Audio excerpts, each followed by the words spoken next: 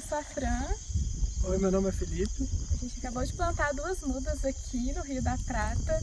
Somos as 2 primeiras pessoas a explorarem esse pedacinho aqui. E a expectativa é voltar em breve e ver essas árvores bem grandes e já dando frutos para as araras e tucanos que vivem aqui.